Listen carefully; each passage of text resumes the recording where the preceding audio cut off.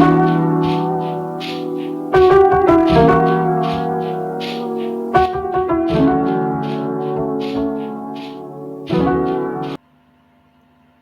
Friends, welcome to पास करो test. आज के जीके के वीडियो में ज़्यादातर क्वेश्चंस जो हैं वो साइंस और एसएसटी में ज्योग्राफी, हिस्ट्री, इन सब्जेक्ट से हैं। और कोशिश की गई है कि ज़्यादातर क्वेश्चंस ऐसे लिए जाएं जो पहले किसी न किसी टेस्ट में आए हैं और जिनकी आगे भी अलग अलग टेस्ट में रिपीट होने की बहुत ज़्यादा प्रोबेबिलिटी यानी कि संभावना है। तो आप वीडियो को लास्ट तक देखें, सभी क्वेश्चंस अटेम्प्ट करें। मुझे पूरी उम्मीद है कि आप इस वीडियो से कुछ ना कुछ नया सीखेंगे और आने वाले एग्ज़ाम्स में आपको इनसे बेनिफिट मिलेगा। और पास करो टेस्ट पर हम लगातार आपके लिए ऐसे ही यूज़फुल इंफॉर्मेशनल वीडियो लेकर आ रहे हैं, तो सब्सक्राइब कर लीजिए पास करो टेस्ट। जो पुराने वीडियो हैं अगर आपने नहीं देखे हैं तो उनको भी ज़रूर देखिए। तो चलिए अब शुरू करते हैं हमारा आज का मॉक टेस्ट।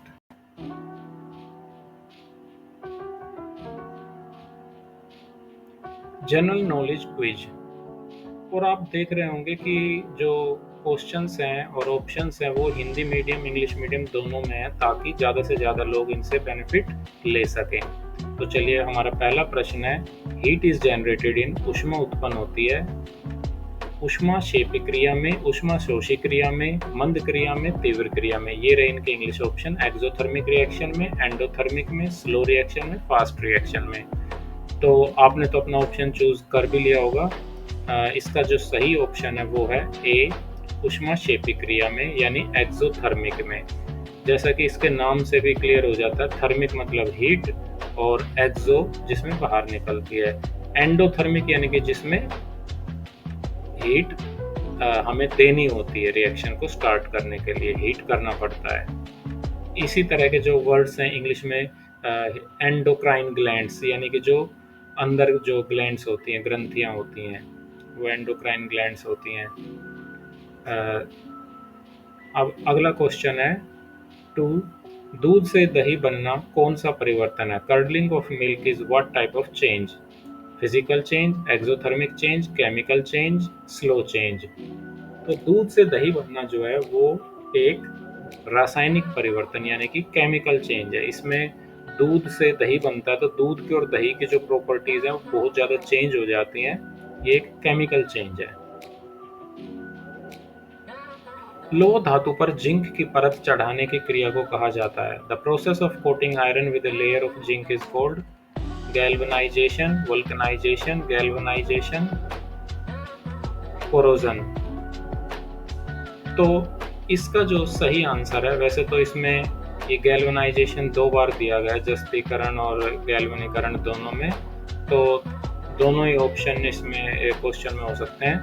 हम ऑप्शन सी गैल्वेनाई, हिंदी में भी गैल्वेनीकरण और इंग्लिश में भी गैल्वेनाइजेशन लिखा हुआ है, ऑप्शन सी को चूज कर लेते हैं जो इसका सही है।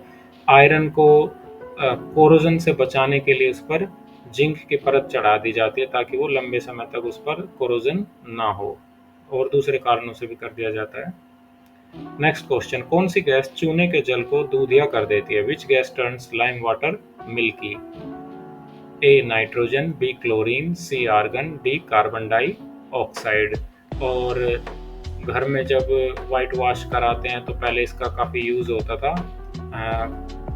और इस क्वेश्चन का सही आंसर है option D, carbon dioxide. Lime water का यूज़ जिसमें होता था, जब इसमें कार्बन डाइऑक्साइड मिलते हैं तो वो दूधिया हो जाता है। Liquid petroleum gas LPG is a mixture of butane and propane, propane and isotone, butane and methane, butane and ethane. कौन सी दो गैसें होती हैं जो एलपीजी हम घरों में यूज़ करते हैं? एलपीजी का सिलेंडर आता है, पाइपलाइन से आती है, उसमें कौन सी दो गैसें मेनली होती हैं? उसमें होती हैं option A butane and propane. Next question, आधुनिक आवर्त सारणी में तत्वों के वर्गीकरण का आधार क्या है? पीरियोडिक टेबल होता है जिसमें जितने भी एलिमेंट्स हैं उनको एक स्पेसिफिक जगह दी गई है और उसको बोला जाता है periodic table, modern periodic table. तो इसमें उन एलिमेंट्स का क्लासिफिकेशन किस बेसिस पे किया गया है, और इसके ऑप्शंस हैं atomic mass, atomic number, atomic density या नन ऑफ दीज। और इस क्वेश्चन का सही आंसर है option B, atomic number.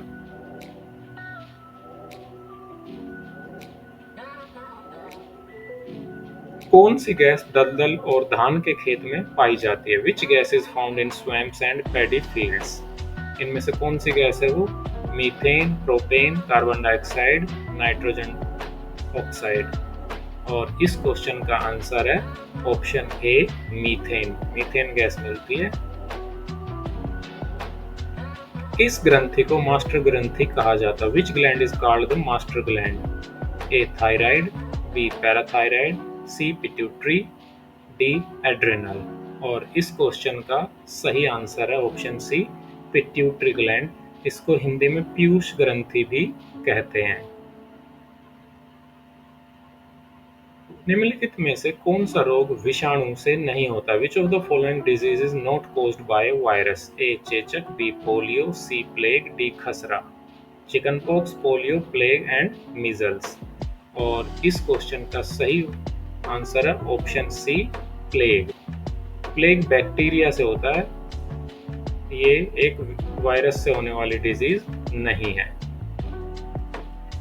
10th question, Bharat की निम्नलिखित पंचवर्षीय योजनाओं में से किसने सामाजिक न्याय एवं समानता के साथ समृद्धि पर बल दिया? Which of the following 5-year plans of India emphasised growth with social justice and equality?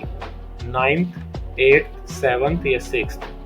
और इस क्वेश्चन का सही आंसर है ऑप्शन ए, 9th। 9वीं पंचवर्षीय योजना ने सामाजिक न्याय और समानता के साथ विकास पर जोर दिया था। 11, राष्ट्रीय विकास परिषद का गठन कब हुआ था? When was the National Development Council formed? A 16 August 1950, B 1 अप्रैल 1951, सी 6 अगस्त 1952 या डी 16 अगस्त 1952। और इस क्वेश्चन का सही आंसर है ऑप्शन सी, 6 अगस्त 1952 में। भारत में राष्ट्रीय आय की गणना निम्नलिखित में से किसके द्वारा की जाती है? National income in India is calculated by which of the following? A योजना आयोग यानी प्लानिंग कमीशन, बी वित्त मंत्रालय Ministry of Finance, C Reserve Bank of India Reserve Bank of India के द्वारा, डी राष्ट्रीय सांख्यिकीय संगठन नेशनल स्टैटिस्टिकल ऑर्गेनाइजेशन। और इस क्वेश्चन का सही आंसर है ऑप्शन डी, राष्ट्रीय सांख्यिकीय संगठन यानी नेशनल स्टैटिस्टिकल ऑर्गेनाइजेशन। निम्नलिखित में से कौन सा भारतीय अर्थव्यवस्था का प्रमुख लक्षण है? Which of the following is a major characteristic of the Indian economy? A पूंजीवादी अर्थव्यवस्था यानी कैपिटलिस्ट इकोनॉमी, बी समाजवादी अर्थव्यवस्था यानी कि सोशलिस्ट इकोनॉमी, सी मिश्रित अर्थव्यवस्था यानी मिक्स्ड इकोनॉमी या नन ऑफ द अबव। तो भारत में जो अर्थव्यवस्था है, जो इकोनॉमी है, वो मिश्रित अर्थव्यवस्था। यहाँ पर सरकारी उद्यम भी हैं और प्राइवेट भी हैं, दोनों तरह के हैं, मिक्स्ड हैं। विश्व ओजोन दिवस कब मनाया जाता है? ओजोन गैस आपने सुना ही होगा कि ये हमें जो सूर्य की अल्ट्रावायलेट रेज होती हैं उनसे बचाने में मदद करती है। ओजोन बहुत इम्पोर्टेंट है और इसके ऊपर काफ़ी चर्चा होती है कि भाई कुछ गैसें हैं जिनकी वजह से ओजोन लेयर में छेद हो गया और अल्ट्रावायलेट रेज सीधी धरती पर आ रही हैं जिनसे नुकसान हो रहा है। तो उसी की अवेयरनेस के लिए विश्व ओजोन दिवस मनाया जाता है। कब मनाया जाता है?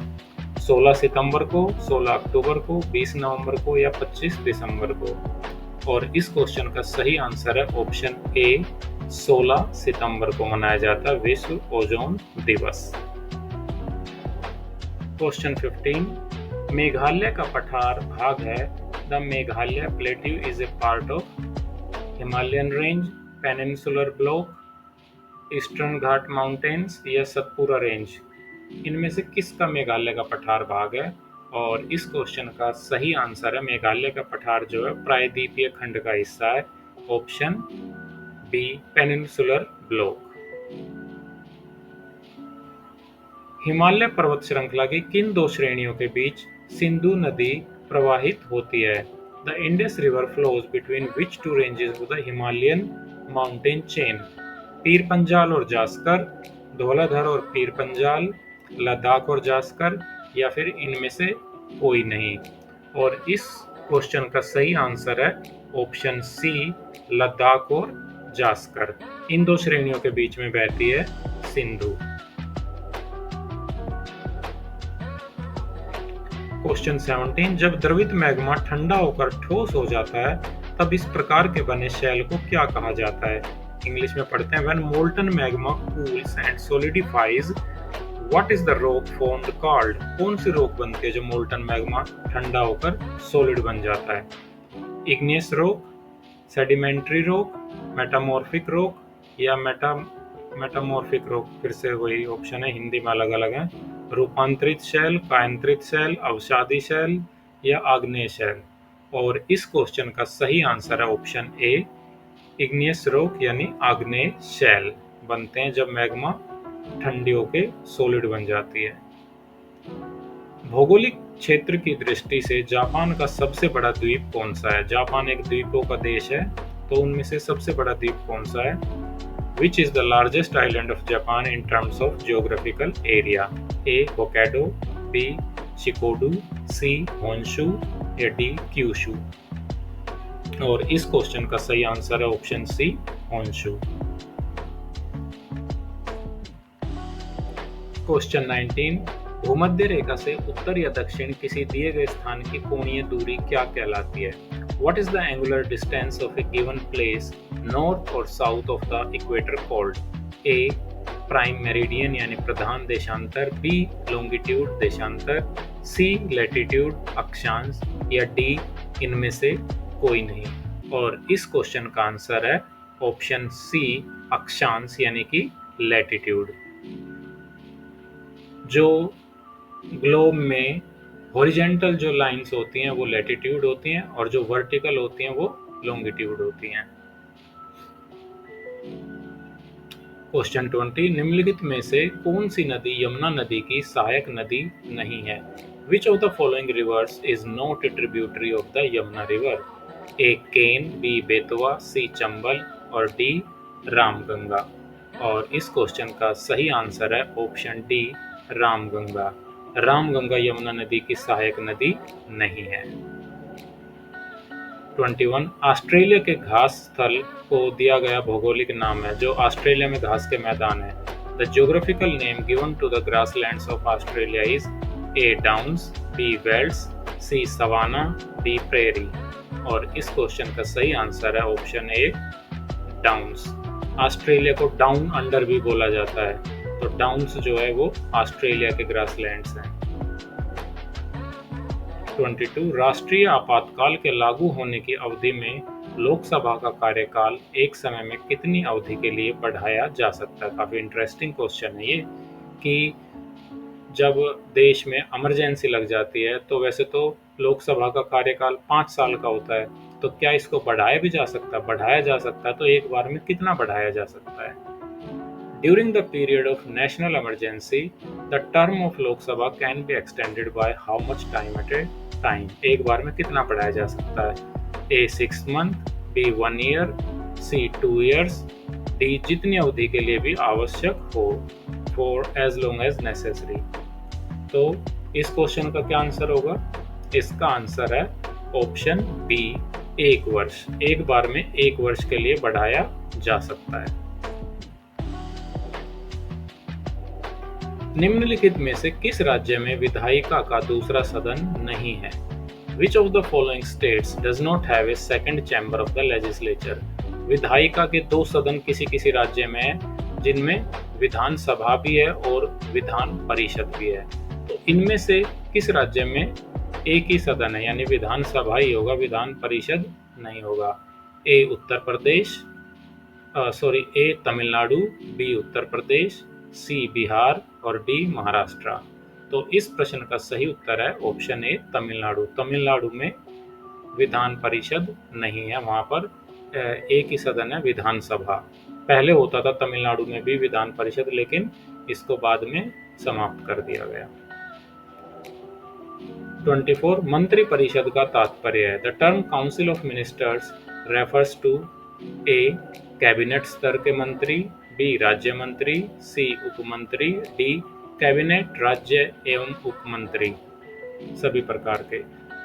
तो इस प्रश्न का सही उत्तर है ऑप्शन डी। कैबिनेट राज्य और उपमंत्री सभी कैबिनेट काउंसिल ऑफ मिनिस्टर्स में माने जाते हैं, शामिल होते हैं।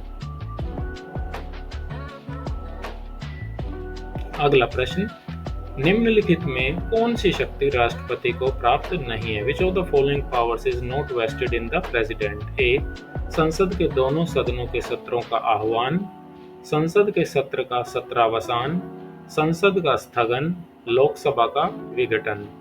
तो इंग्लिश में भी ऑप्शन साथ में आप देख सकते हैं। और इसमें जो कार्य राष्ट्रपति नहीं करते हैं वो है संसद का स्थगन, एडजर्नमेंट ऑफ पार्लियामेंट। ये कब होता है?